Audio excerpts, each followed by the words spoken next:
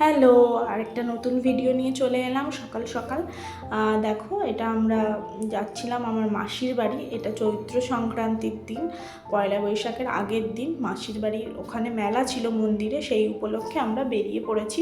এটা বাসন্তীর কাছাকাছি কোনো একটা স্কুল, জানি না ঠিক নামটা, আর এটাও জানি না জায়গাটা কোথায়, কিন্তু ওখানেই রাস্তাতেই পড়েছিল। খুব সুন্দর মন্দিরটার এখনও কাজ চলছে, এখনও কমপ্লিট হয়নি।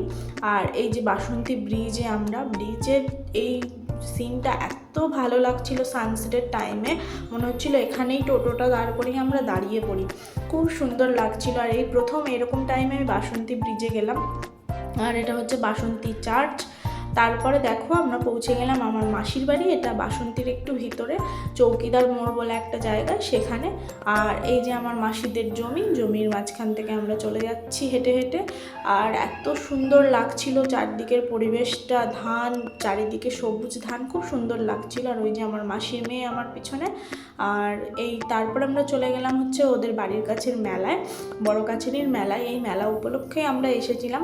মেলাটা খুব সুন্দর, আর মন্দিরটা তো আরোই সুন্দর। এটা খুব জাগ্রত মন্দির, অনেক লোক আসে এখানে, প্রচুর ভিড় হয়। তবে আজকে একটু ফাঁকা ছিল। দেখো মন্দিরটা কি সুন্দর সাজিয়েছে, আর খুবই সুন্দর মন্দিরটা। আর এই যে আমার ছেলে হচ্ছে নাগরদোলায় উঠেছে। আর তারপরে আমরা এই যে চলে এসেছি ঘুগনি খেতে। আর আমার ছেলে যেহেতু ঘুগনি ঝাল খেতে পারবে না, ও আইসক্রিম খেলো আর অনেক কিছু খেলো, সেগুলো ভিডিও করা হয়নি।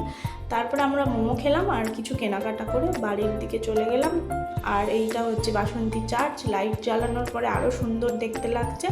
আর এটা বিগ ভি বাসন্তীতে, অনেকেই চেনো। আমরা একবার গেছিলাম এই মলটাতে, খারাপ না, মোটামুটি ভালোই কালেকশন। তারপর আমরা চলে আসলাম বাড়ির কাছাকাছি, এই যে মাতৃমা। এরপরে আর ভিডিও করা হয়নি। টাটা, ভালো থেকো সবাই।